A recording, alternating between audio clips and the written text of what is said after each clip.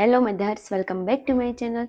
તમારું બાળક હજી નાનું છે, ખાસ કરીને જન્મથી 6 મહિના સુધી.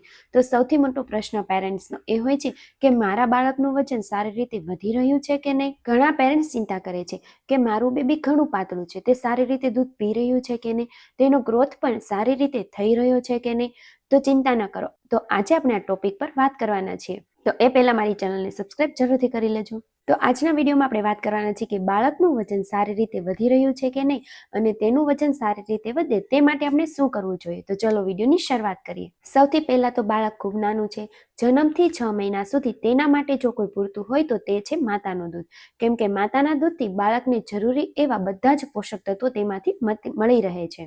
અહીં એક ભૂલ દરેક મધર્સ કરે છે, કેમ કે બાળક સૂતું છે તો મધર્સ વિચારે છે કે તે સૂતું છે, પરંતુ તેને ઉઠાડવું નથી. એવું ના કરવું જોઈએ. બાળકને દર 2 થી 3 કલાકે ઉઠાડીને થોડી વારે ફીડ કરાવવું જોઈએ. એટલે કે જો બાળક સૂતું છે તો તેને 2 થી 3 કલાકના ગેપની વચ્ચે જગાડી એકવાર ફીડ જરૂરથી કરાવવું જોઈએ. બાળકને ખૂબ જ પ્રેમથી ઉઠાડો, તેના પગના તળિયે તેને ટચ કરો, ગાલ પર ટચ કરો, આવી રીતે પ્રેમથી જગાડી બાળકને ફીડ કરાવવું જોઈએ. તેમજ હા, એક અગત્યની વાત, ઘણી વખત મધર્સ તેની એક બ્રેસ્ટ સાઈડ 5 મિનિટ ફીડ કરાવીને તેની સાઈડ બદલી દે છે, પરંતુ મધર્સ આ ભૂલ બિલકુલ નથી કરાવવાની. કેમ કે શરૂઆતમાં તો દૂધ પાતળું આવે છે અને પછી જે દૂધ આવે છે તો તે ફેટવાળું દૂધ આવે છે, જે બાળકના વજન વધારવામાં ખૂબ સારી રીતે મદદરૂપ થાય છે. એટલે બાળકને એક બ્રેસ્ટ સાઈડ 10 થી 15 મિનિટ સુધી ફીડ કરાવો અને પછી સાઈડ બદલવી જોઈએ. તો હવે પ્રશ્ન છે કે બાળકને 24 કલાકની અંદર કેટલી વખત ફીડિંગ કરાવવું જોઈએ. બાળકને 24 કલાકની અંદર 10 થી 12 વખત ફીડ જરૂરથી કરાવવું જોઈએ. જો બાળક રાત્રે સૂતું છે તો રાત્રે 2 થી 3 કલાક વચ્ચે સુવા દઈએ તો તે વાત બરાબર છે, પરંતુ દિવસે વધુ ગેપ ના રાખવો જોઈએ.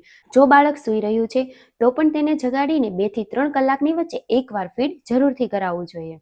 કેમ કે ઘણીવાર મધર્સ વિચાર છે બાળક રડે ત્યારે તેને ફીડ કરાવું, પરંતુ બાળક રડે એ નિયમ પૂરતો નથી હોતો. ઘણીવાર બાળકને એટલી વીકનેસ હોય છે જેના કારણે તે રડે પણ ઓછું છે, પરંતુ તેને ભૂખ જરૂરથી લાગી હોય છે. એટલા માટે બાળકને 2 થી 3 કલાકે જગાડીને ફીડ જરૂરથી કરાવો અને 24 કલાકની અંદર તેને 10 થી 12 વખત ફીડિંગ જરૂરથી આપવું જોઈએ. પરંતુ હવે એક ખાસ વાત જે દરેક મધર્સ માટે જરૂરી છે. જ્યારે બાળક ફીડિંગ કરે છે ત્યારે ફીડિંગની સૌથી મહત્વની વાત હોય છે કે માતાનો ખોરાક.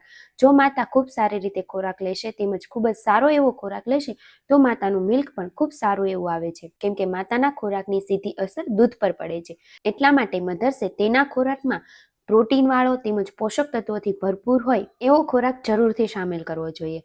જેમ કે દૂધ, દહીં, પનીર, દાળ, લીલા શાકભાજીઓ, દલિયા, ખીચડી છે, સૂકા મેવા તેમજ ઘઉંનો લોટ. તેમજ હા, ખાસ વાત તો એ છે જ્યારે મધર ફીડિંગ કરાવે છે ત્યારે તેને સૌથી વધારે જરૂર હોય તો માતાએ વધારેમાં વધારે પાણી પીવું જોઈએ, કેમ કે માતાએ પૂરતું પાણી પીવું ખૂબ જ જરૂરી છે. તેમજ માતાએ ઘરે બનાવેલું જીરું પાણી અને અજમાનું પાણી પણ તેની બ્રેસ્ટ મિલ્ક વધારવામાં ખૂબ જ સારી રીતે મદદરૂપ કરે છે, એટલા માટે તે પણ જરૂરથી પીવું જોઈએ. છતાં પણ મધર્સ, જો તમને કોઈ દૂધની શંકા હોય, એટલે કે મિલ્ક ઓછું આવે છે, બાળક ભૂખ્યું રહે છે, જો તમને થોડી પણ શંકા હોય તો તમારા ડૉક્ટરની સલાહ જરૂરથી લેવી જોઈએ. જો ડૉક્ટર લખી આપે તો તમે બાળકને બહારનું ફોર્મ્યુલા મિલ્ક પણ આપી શકો છો. તો હવે આપણે આગળ વાત કરીએ કે બાળકનું વજન વધારવામાં જો સૌથી વધારે મદદરૂપ હોય તો તે છે માતાનું દૂધ.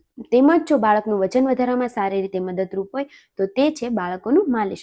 બાળકને દિવસમાં એકવાર મસાજ જરૂરથી કરવો જોઈએ, કેમ કે મસાજ કરવાથી બાળકનું બ્લડ સર્ક્યુલેશન સારી રીતે સુધરે છે, બાળક રિલેક્સ થાય છે અને તેને ઊંઘ પણ ખૂબ સારી એવી આવે છે. જો ઠંડુ વાતાવરણ છે તો બાળકો માટે ઓલિવ ઓઇલ અથવા તો બદામનું તેલ બેસ્ટ છે, પરંતુ ગરમીની સિઝનમાં આપણે બાળકોને નારિયેળના તેલથી પણ મસાજ કરી શકીએ છીએ. તેની સાથે સાથે જો બાળકને વધારે મદદરૂપ હોય તો તે છે સવારનો કુમળો તડકો. એટલે કે બાળકોને 7 થી 9ની વચ્ચે જે કુમળો તડકો આવે છે તે બાળકો માટે ખૂબ જ મદદરૂપ છે, કેમ કે તેમાંથી બાળકોને વિટામિન ડી ખૂબ જ સારું એવું મળે છે. એટલે કે વધારે તડકો હોય તો તે સમયે બાળકોને ધૂપમાં બિલકુલ ના લઈ જવા જોઈએ.